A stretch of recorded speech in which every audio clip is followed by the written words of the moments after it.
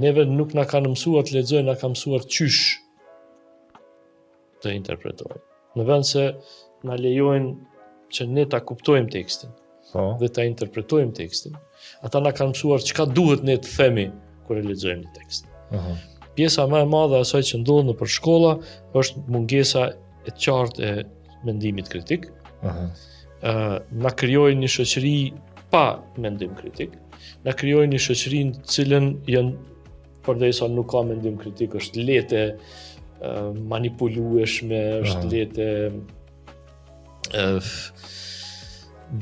e drejton nga të duash. Dhe problemet kryesore në shoqërinë tonë kemi, shpesh herë kam bërë edhe eksperimente për këtë punë.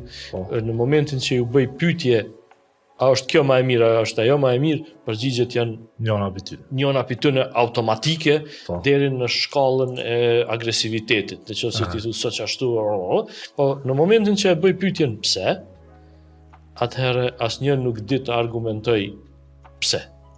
Pra, ne jemi mësuar në shkollë që të mendojmë për problemet thuse a je tifoz i Realit a i Barcelonës.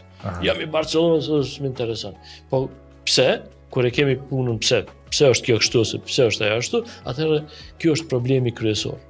Dhe mendoj se problemi të cilin e kemi në shkollë nuk është nxjerrja e dhënave, vlerësimi sa kanë të dhëna fëmijët, por është elementi që nuk u është dhënë mundësia që të mendojnë me kokën e tyre, që të mësojnë të mendojnë me kokën e tyre, që të mësojnë të gjejnë përgjigjet e pyetjeve pse.